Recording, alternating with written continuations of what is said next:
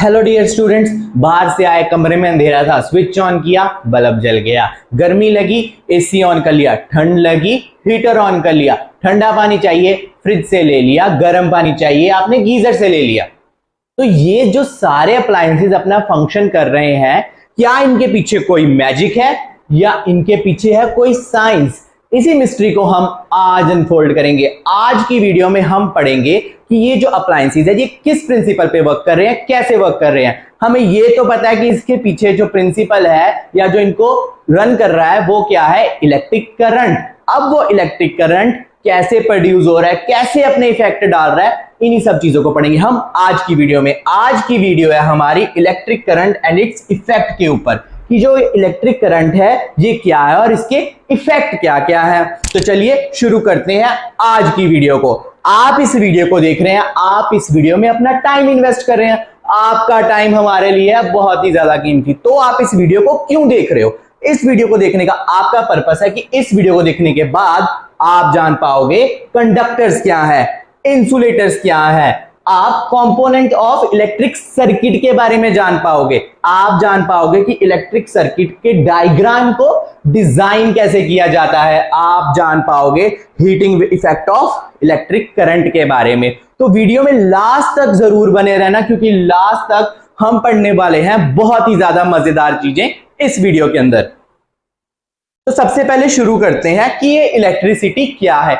Electricity एक form of energy है जो कि कन्वर्ट हो सकती है किसमें, जो कि लाइट एनर्जी में कन्वर्ट हो सकती है, जैसे कि हमारे बल्ब के अंदर, साउंड के अंदर कन्वर्ट हो सकती है जैसे कि स्पीकर के अंदर, और हीट एनर्जी में कन्वर्ट हो सकती है जैसे कि हीटर के अंदर। तो ये जो इलेक्ट्रिसिटी है ये डिफरेंट फॉर्म्स में कन्वर्ट हो सकती है। ये इलेक्ट्रिसिटी प्रोड्यूस कैसे होती है? ये इलेक्ट्रिसिटी प्रोड्यूस होती है इलेक्ट्रिक करंट के कारण।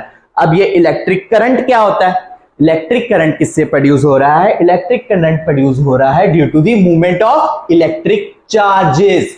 जब ये चार्जेस मूव करते हैं तब ये क्या प्रोड्यूस करते हैं? तब ये प्रोड्यूस करते हैं इलेक्ट्रिक करंट को। यस माय फ्रेंड, अब इलेक्ट्रिक करंट प्रोड्यूस हो गया, किससे प्रोड्यूस हुआ? चार्ज से। तो ये चार्ज कितने टाइप के होते हैं? ये चार्ज होते हैं दो टाइप के, एक पॉजिटिव चार्ज और एक नेगेटिव चार्ज। अब ये पॉजिटिव चार्ज भी आ रहा है और नेगेटिव चार्ज भी आ रहा है, तो इनका सोर्स क्या है? ये प्रोड्यूस कहां से हो रहे हैं? इनको प्रोड्यूस करने का जो सोर्स है वो है सेल या बैटरी। अब आपका जो टीवी का रिमोट है उसके अंदर भी आप सेल डालते हो, वॉल क्लॉक के अंदर आप सेल डालते हो, घर में लाइट चल जाती है, आपके पास इन्वर्टर है, इन्वर्टर भी किससे रन हो रहा है? इन्वर्टर भी बैटरी से रन हो रहा है। तो ये सेल और बैटरी ही चार्जेस प्रोड्यूस करते हैं, और उन चार्जेस के फ्लो से क्या बनता है हमारे पास? उन चार्जेस के फ्लो से हमारे पास बनता है इलेक्ट्रिक करंट। ठीक है, अब हम इस इलेक्ट्रिक करंट को मेजर भी कर सकते हैं। हमारे घर में कितनी इलेक्ट्रिसिटी आ रही है, ठीक है, कितनी इलेक्ट्रिसिटी आ रही है, हमने किसी अप्लायंस को चलाने के लिए कितनी इलेक्ट्रिसिटी देनी है, हम इन चीजों को मेजर भी कर सकते हैं। इन चीजों को मेजर करने के लिए, या मैं बोलूं इलेक्ट्रिक करंट को मेजर करने के लिए जो एसआई यूनिट है, मतलब हम किन फॉर्म में उसको मेजर कर रहे हैं? हम इलेक्ट्रिक करंट को मेजर कर रहे हैं एम्पियर की फॉर्म में। ठीक है, एम्पियर्स में हम इलेक्ट्रिक करंट को मेजर कर सकते हैं, और हम चार्ज को भी मेजर कर सकते हैं माय फ्रेंड्स। हम चार्ज को भी मेजर कर सकते हैं। हम चार्ज को किस में मेजर कर सकते हैं? हम चार्ज को मेजर कर सकते हैं कूलम के अंदर। कितना चार्ज है ये हम मेजर कर सकते हैं कूलम के अंदर। ठीक है, अब हर किसी मटेरियल में से इलेक्ट्रिसिटी पास नहीं हो सकती। ठीक है, अब सोर्स से इलेक्ट्रिसिटी तो प्रोड्यूस हो गई, अब वो अप्लायंस तक पहुंचेगी कैसे? क्या अगर मैं उसके बीच में एक वुड की वायर लगा दूं तो क्या उस सोर्स से जो इलेक्ट्रिसिटी प्रोड्यूस हो रही है वो अप्लायंस तक पहुंच पाएगी? नहीं ना। क्यों? क्योंकि उसमें जो डिफरेंस है वो है मटेरियल का डिफरेंस।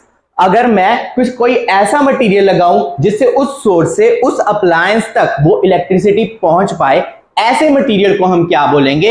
ऐसे मटेरियल को हम बोलेंगे कंडक्टर। और ऐसा मटेरियल जिसमें से इलेक्ट्रिसिटी पास नहीं हो सकती, ऐसे मटेरियल को हम क्या बोलेंगे, ऐसे मटेरियल को हम बोलेंगे इंसुलेटर। हम बात करते हैं एक इलेक्ट्रिक वायर की। आप देख सकते हैं कि जो इलेक्ट्रिक वायर है उसके आसपास एक प्लास्टिक की इंसुलेशन लगी होती है, ठीक है। अब उसके अंदर जो वायर प्रेजेंट होती है वो होती है कॉपर, एल्यूमिनियम या सिल्वर की। तो हम डायरेक्टली कॉपर, एल्यूमिनियम या सिल्वर की वायर क्यों नहीं यूज करते, हम उसके ऊपर एक प्लास्टिक की इंसुलेशन क्यों लगाते हैं? सोचो, क्योंकि अगर हम डायरेक्टली उस वायर को यूज करेंगे विदाउट एनी प्लास्टिक की इंसुलेशन तो क्या होगा, तो अगर हम उस वायर को टच करें या कोई भी उस वायर को टच करेगा तो उसको इलेक्ट्रिक शॉक लग सकता है। तो हम ऐसी चीज उसके अराउंड लगाते हैं जिससे करंट पास ना हो सके और हमारी भी सेफ्टी बनी रहे, इसलिए हम उसके अराउंड लगाते हैं प्लास्टिक की इंसुलेशन जिससे हमें इलेक्ट्रिक शॉक नहीं लगता। तो क्या एग्जांपल है कंडक्टर्स के और क्या एग्जांपल है इंसुलेटर्स के, तो एक बार देखते हैं। तो कंडक्टर के एग्जांपल्स क्या है? कंडक्टर के एग्जांपल है, यूजुअली इसमें मेटल्स आते हैं जैसे कि कॉपर, एल्यूमिनियम और आयरन। और इंसुलेटर के एग्जांपल क्या है? इंसुलेटर के एग्जांपल है प्लास्टिक, क्लॉथ या वुड। आई होप आपको अब तक वीडियो में सभी चीजें क्लियर होंगी और आपको अच्छे से समझ में आया होगा।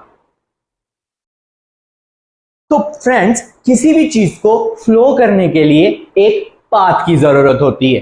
रिवर को फ्लो करने के लिए भी एक पाथ की जरूरत होती है। अगर मैं बात करूं, अगर मुझे जलंधर से लुधियाना जाना है तो उसके लिए भी मैं एक निर्धारित पाथ पे ही जाऊंगा अपनी डेस्टिनेशन पे पहुंचने के लिए। तो करंट को भी एक पाथ की जरूरत होती है। उस पाथ को हम क्या बोलते हैं? उस पाथ को हम बोलते हैं इलेक्ट्रिक सर्किट। तो इलेक्ट्रिक सर्किट क्या है? इलेक्ट्रिक सर्किट एक क्लोज लूप है जिसमें से करंट जो है वो ट्रांसमिट होता है। अब हमने यहां पे वर्ड यूज किया क्लोज लूप। क्लोज लूप क्यों? क्योंकि अगर ये क्लोज होगा तभी करंट इसमें से प्रॉपरली फ्लो कर पाएगा और अप्लायंस तक पहुंच पाएगा।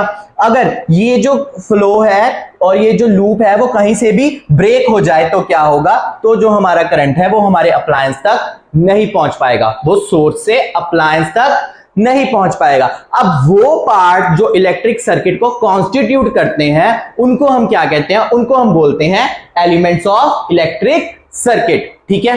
अब ये कौन कौन से होते हैं एलिमेंट्स, देखते हैं। एक इसमें होता है सोर्स। सोर्स क्या है? एक कोई भी सेल या बैटरी जो कि इलेक्ट्रिसिटी सप्लाई कर रहा है, ठीक है, कोई भी सेल या बैटरी। अब आपका जो टीवी का रिमोट होता है उसको भी सेल की जरूरत होती है। वो क्या करता है? उस टीवी का रिमोट को फंक्शन करने के लिए उसको इलेक्ट्रिसिटी सप्लाई कर रहा है। आपके फोन की बैटरी डिस्चार्ज हो जाती है, आप बोलते हैं ना इसकी बैटरी डिस्चार्ज हो गई है। क्यों? क्योंकि फोन को भी इलेक्ट्रिसिटी की जरूरत है अपना फंक्शन करने के लिए। तो आप क्या करते हो? आप सॉकेट में चार्जर लगाते हो और फोन के साथ अटैच करते हो और आपका फोन चार्ज होता है। आपका फोन चार्ज होकर क्या कर रहा है? वो इलेक्ट्रिसिटी कंज्यूम कर रहा है सॉकेट से और बैटरी को रिचार्ज कर रहा है। बैटरी रिचार्ज करके क्या करती है? बैटरी रिचार्ज करके आपके फोन को इलेक्ट्रिसिटी सप्लाई कर रही है।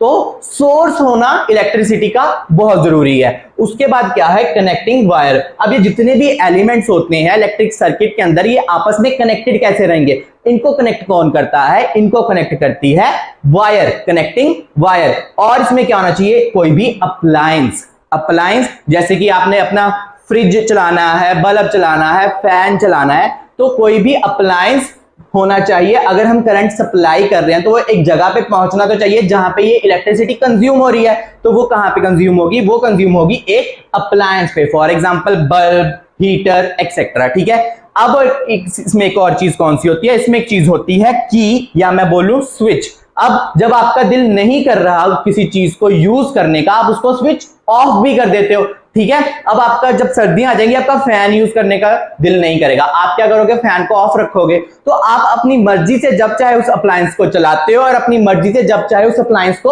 ऑफ कर देते हो। तो वो किसकी हेल्प से करते हो? वो करते हो आप स्विच की हेल्प से। तो स्विच की बात कर रहे हैं तो चलिए अब हम समझते हैं कुछ सिंबल्स इलेक्ट्रिक कंपोनेंट्स के, कि इलेक्ट्रिक कंपोनेंट्स के कुछ सिंबल की बात करते हैं, ठीक है।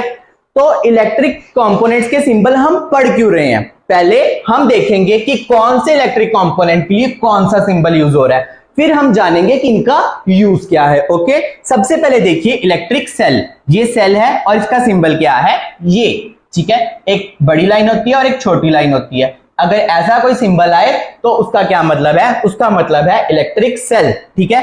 फिर आता है इलेक्ट्रिक बल्ब। बल्ब का क्या सिंबल है? बल्ब का सिंबल है ये वाला, ठीक है।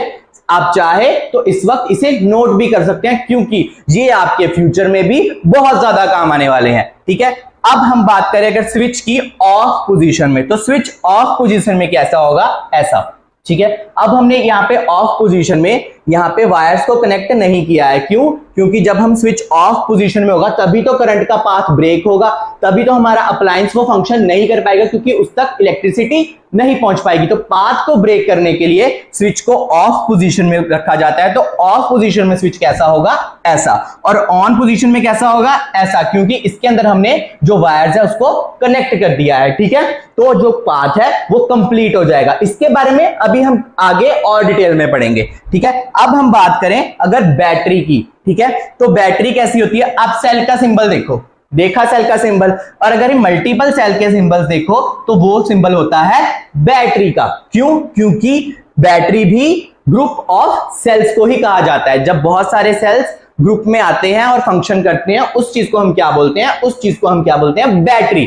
ठीक है, अब लास्ट है वायर। तो वायर को हम एक सिंपल लाइन के साथ भी डिपिक्ट कर सकते हैं। आई होप आपको सभी सिंबल समझ में आए हैं और सभी सिंबल को आपने नोट किया है, क्योंकि ये होने वाले हैं आपके लिए बहुत ज्यादा important examination point of view से भी, और हायर क्लासेस में भी ये आपके बहुत ज्यादा काम आने वाले हैं। तो आप बोलोगे सर आपने सिंबल्स तो पढ़ा दिया, अब इनका यूज क्या, मैं इनको यूज क्यों करूं, क्या मैं सिर्फ इनको रट लूं, इनका कोई यूज नहीं है? तो मैं आपको यूज बताता हूं।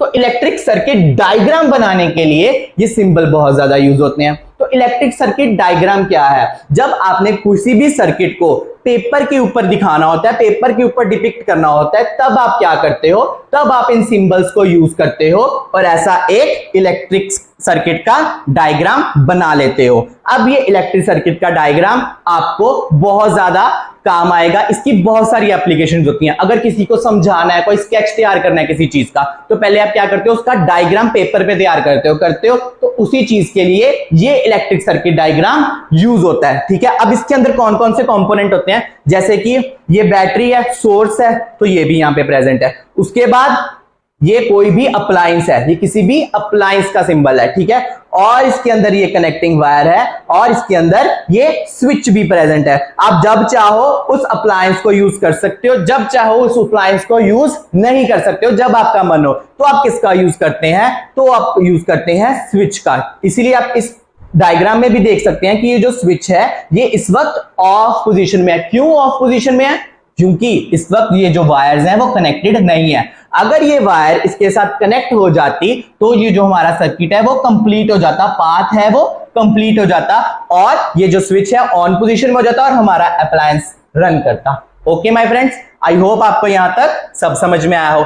अब हम बात कर रहे हैं अगर स्विच की ही, तो थोड़ा डिटेल में समझते हैं स्विच के बारे में। ठीक है, अब स्विच क्या है, इसको हम की भी बोलते हैं, स्विच को हम की भी बोलते हैं। तो इलेक्ट्रिक सर्किट डायग्राम में आपने स्विच देखा, तो इलेक्ट्रिक सर्किट डायग्राम में हम स्विच को कहीं भी प्लेस कर सकते हैं। ये स्विच किस लिए होता है, ये किसी भी चीज को ऑन या ऑफ करने के लिए होता है। आप फोन का भी स्विच ऑफ कर देते हो जब आपको उसकी रिक्वायरमेंट नहीं होती, और दूसरा तब होता है फोन स्विच ऑफ जब उसकी बैटरी एकदम डिस्चार्ज हो जाती है। जब सोर्स से इलेक्ट्रिसिटी नहीं आएगी तो वो स्विच ऑन या ऑफ से क्या मतलब, तो वो स्विच ऑफ हो जाता है, क्योंकि उसको इलेक्ट्रिसिटी की सप्लाई ही नहीं मिल रही। ठीक है, आपने कोई भी चीज यूज करनी है, आप स्विच ऑन करते हो, ठीक है, और जब आपको उसकी यूजेज नहीं है या आप उसको नहीं यूज करना चाहते तो आप उस स्विच को ऑफ कर देते हो। समझ में आया माय फ्रेंड? जैसे कि जब आपको बल्ब की लोड है नाइट में, तो आप स्विच ऑन कर देते हो, बल्ब जल जाता है। दिन में आपको स्विच की जरूरत ही नहीं है, दिन में बाहर से लाइट आ रही है, तो क्या करते हो, अगर दिन में उस चीज की जरूरत नहीं है, स्विच ऑफ कर देते हो, जिससे बाहर की लाइट आप कंज्यूम कर रहे हो और आपकी जो इलेक्ट्रिसिटी है वो भी सेव हो रही है इससे। ठीक है, इससे आपकी इलेक्ट्रिसिटी भी सेव हो रही है और आप बाहर की जो लाइट है उसको यूज कर पा रहे हैं। ठीक है, आई होप आपको यहां तक सब समझ में आया। और फिर जब रात को आपको यूजेज पड़ती है बल्ब की, क्योंकि रात को तो अंधेरा हो जाता है, तो आप क्या करते हो, तो आप स्विच ऑन कर देते हो, तो बल्ब जल उठता है। तो स्विच एक बहुत इंपॉर्टेंट कंपोनेंट है इलेक्ट्रिक सर्किट के अंदर, जिससे आप समझ पाएंगे इस इलेक्ट्रिक सर्किट को और बेटर तरीके से। ठीक है, आई होप आपको यहां तक समझ में आया हो। ये तो बात हुई स्विच की।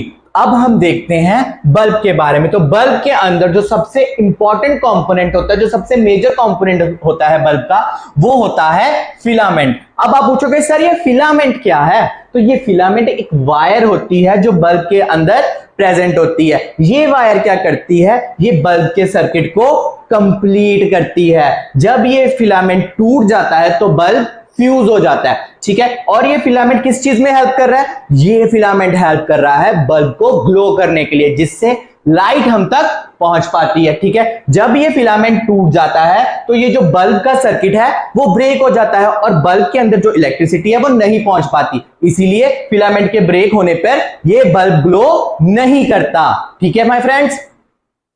अब बल्ब हो गया, फिलामेंट हो गया। अब हम देखेंगे बैटरी के बारे में कि बैटरी क्या है। इतनी देर से हम सुन रहे थे कि सोर्स है जो इलेक्ट्रिसिटी दे रहा है हमको, ठीक है, इलेक्ट्रिसिटी की सप्लाई कर रहा है। पर एक्चुअली बैटरी है क्या? बैटरी है कॉम्बिनेशन ऑफ टू और मोर सेल्स, दो या दो से ज्यादा सेल के कॉम्बिनेशन को हम क्या बोलते हैं?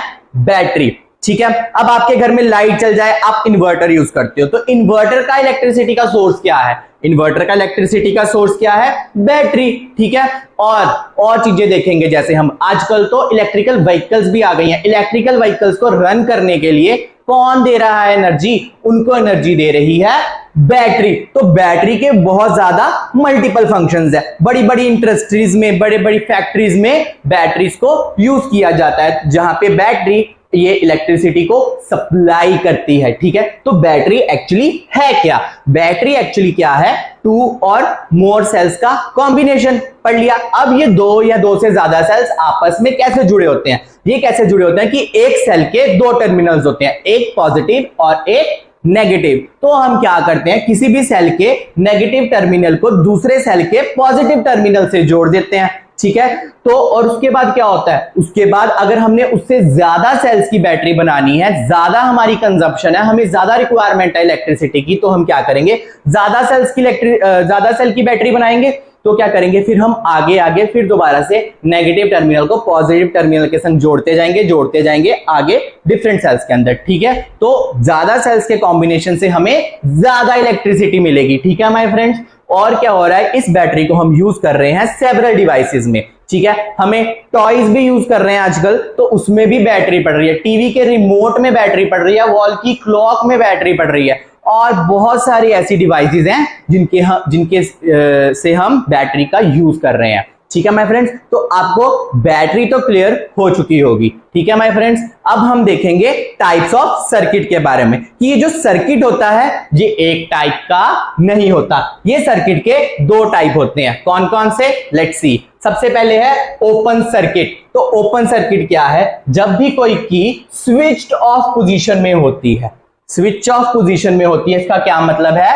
वो सर्किट इनकम्प्लीट होता है। जैसे कि इस डायग्राम में आप देख सकते हैं, यहां पे ये जो स्विच है वो ऑफ पोजीशन में है। ऑफ पोजीशन में मैंने क्यों बोला? क्योंकि यहां पे जो करंट का पाथ है वो पूरा कंप्लीट नहीं हो रहा, करंट का पाथ यहां पे ब्रेक हो रहा है, या मैं बोलूं करंट का पाथ यहां पे इनकम्प्लीट है। सोर्स से इलेक्ट्रिसिटी तो आ रही है पर वो अप्लायंस तक नहीं पहुंच पा रही। क्यों नहीं पहुंच पा रही? क्योंकि बीच रास्ते में जो करंट का पाथ है वो ब्रेक हो रहा है, करंट का पाथ कंप्लीट नहीं हो पा रहा। इसी के कारण ये जो सर्किट है ये अभी स्विच ऑफ पोजीशन में है। इसलिए हमने सर्किट को क्या बोला? इसलिए हमने सर्किट को बोला ओपन सर्किट। दूसरा कौन सा टाइप है? दूसरा है क्लोज्ड सर्किट। किसी भी अप्लायंस को चलाने के लिए जो हमारी रिक्वायरमेंट होती है वो होती है कि वो जो सर्किट हो वो क्लोज हो, तभी तो क्या होगा? तभी हमारे अप्लायंस तक वो इलेक्ट्रिसिटी पहुंच पाएगी, ठीक है। तो जब वो सर्किट के अंदर जो की है वो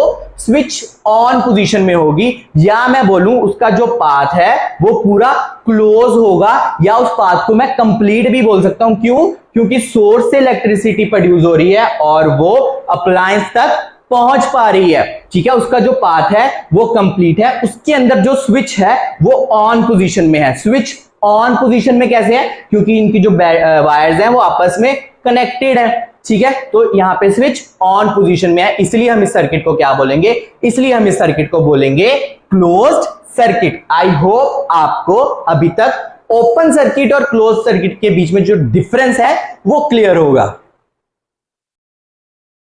तो फ्रेंड्स, वीडियो की शुरुआत में हमने ये पढ़ा था कि ये जो इलेक्ट्रिसिटी है ये डिफरेंट फॉर्म्स में कन्वर्ट हो सकती है। हमने पढ़ा था कि लाइट में कन्वर्ट हो सकती है, जैसे कि बल्ब के अंदर, ये साउंड में कन्वर्ट हो सकती है जैसे कि स्पीकर के अंदर, और ये हीट में भी कन्वर्ट हो सकती है जैसे कि एक इलेक्ट्रिक आयरन के अंदर। ठीक है, तो अभी हम देखेंगे कि इस करंट का, इलेक्ट्रिक करंट का हीटिंग इफेक्ट क्या हो रहा है। ठीक है, तो देखो, अगर मैं इस इलेक्ट्रिक आयरन की बात करूं तो इसको मैंने सॉकेट में लगाया, इसके प्लग को, और इस तक इलेक्ट्रिसिटी पहुंची। अब इस तक इलेक्ट्रिसिटी पहुंच रही है, पर जब मैं इसको टच कर रहा हूं तो ये मुझे बहुत ही ज्यादा गर्म लगती है।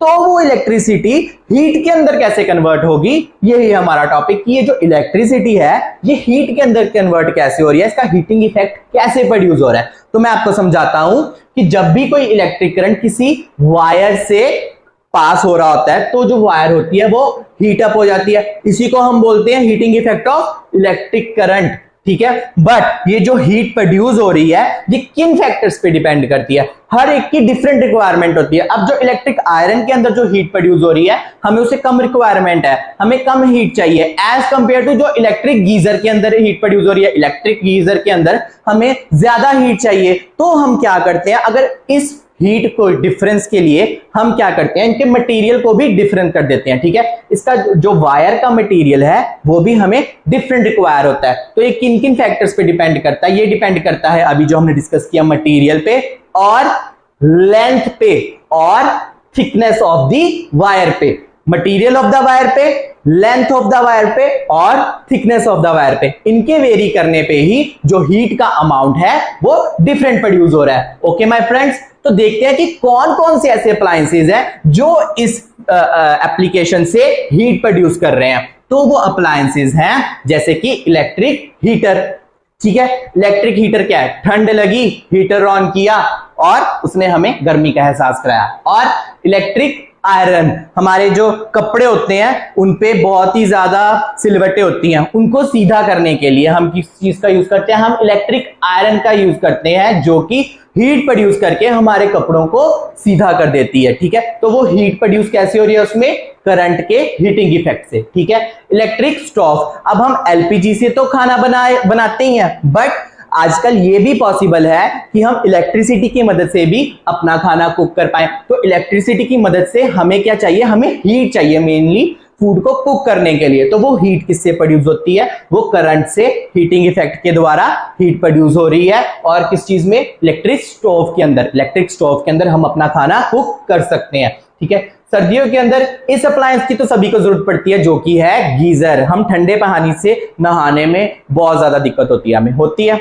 ठंडे पानी से नहाने का दिल ही नहीं करता। सर्दियों में तो लोग कितने कितने दिन नहीं नहाते, क्योंकि पानी बहुत ठंडा होता है, इसलिए वो नहा नहीं पाते। इसीलिए पानी को गर्म करने के लिए हम किस चीज को इंस्टॉल करते हैं अपने घर में, हम इंस्टॉल करते हैं वहां पे गीजर को। गीजर क्या करता है, 1 मिनट में पानी गर्म कर देता है। 1 मिनट में पानी गर्म हो गया और फिर आप सर्दियों में भी आसानी से नहा पाते हैं। इलेक्ट्रिक कॉफी मेकर, अब बड़े बड़े कैफेज की कॉफी हमें क्यों स्वाद लगती है, स्वाद लगती है ना, हमें बहुत टेस्टी लगती है बड़े बड़े कैफेज की कॉफी। स्टारबक्स हो गया, कैफे कॉफी डे हो गया, हमें कैफे कॉफी डे की भी हमें कॉफी बहुत अच्छी लगती है। क्यों, क्योंकि वहां पे जो कॉफी है वो इलेक्ट्रिक कॉफी मेकर से बनती है, वो एक अलग तरीके का फ्रॉथ क्रिएट करती है कॉफी के अंदर। ठीक है, तो वो भी हीटिंग इफेक्ट से ही रन करती है, इलेक्ट्रिक कॉफी मेकर। और हम क्या पढ़ते हैं, टोस्टर, ब्रेड डालते हैं, ब्रेड हमारी टोस्ट होके बाहर आ जाती है, वो भी ब्रेड को हीट कर रही है। ब्रेड को हीट भी कौन करता है, ये भी हीटिंग इफेक्ट से ही ब्रेड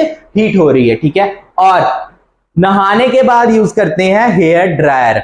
हेयर ड्रायर क्या है, अब जब हम नहा के बाहर आते हैं बहुत टाइम लग जाता है हमारे बालों को सूखने के लिए, गीले बालों को सूखने के लिए बहुत टाइम लगता है।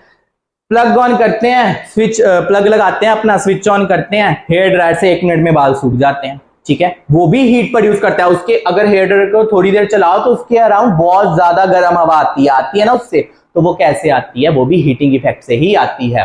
तो ये हीटिंग इफेक्ट आखिरकार प्रोड्यूस कैसे हो रहा है। ठीक है, तो ये जो सभी गैजेट है ये high amount of heat produce करते हैं जब कोई भी इलेक्ट्रिसिटी इनके में से पास करती है, बट हमें जो हीट की रिक्वायरमेंट है वो डिफरेंट है। अब गीजर के अंदर हमें डिफरेंट हीट की रिक्वायरमेंट है और टोस्टर के अंदर हमें डिफरेंट हीट की रिक्वायरमेंट है। ठीक है, हेयर ड्रायर के अंदर हमें डिफरेंट हीट की रिक्वायरमेंट है, इलेक्ट्रिक आयरन के अंदर हमें डिफरेंट हीट की रिक्वायरमेंट है। तो ये किस पे डिपेंड करता है? ये डिपेंड करता है जो वायर की मटेरियल पे, वायर के थिकनेस पे और वायर की लेंथ पे। जब क्या करते हैं, हम उसी वायर को कॉइल करते हैं और उससे इलेक्ट्रिसिटी को पास करते हैं तो और हीट प्रोड्यूस होती है। ठीक है, उस कॉइल्ड वायर को हम क्या बोलते हैं? उस कॉइल्ड वायर को हम क्या बोलते हैं? एलिमेंट। उसको हम बोलते हैं इलेक्ट्रिक एलिमेंट। ठीक है, ये एलिमेंट क्या करता है? ये हीट को प्रोड्यूस करने में हेल्प करता है। ठीक है, आई होप आपको लास्ट तक वीडियो में एक एक चीज समझ में आई। अगर आप मटेरियल्स के बारे में भी और अच्छे तरीके से जानना चाहते हैं, आप जानना चाहते हैं कि मेटल्स क्या है, नॉन मेटल्स क्या है, तो उसका लिंक भी हमने डिस्क्रिप्शन में दिया हुआ है। वीडियो को लास्ट तक देखने के लिए आपका बहुत सारा थैंक यू, और कोई भी डाउट हो तो कमेंट बॉक्स में जरूर लिखना। Thank you my friends.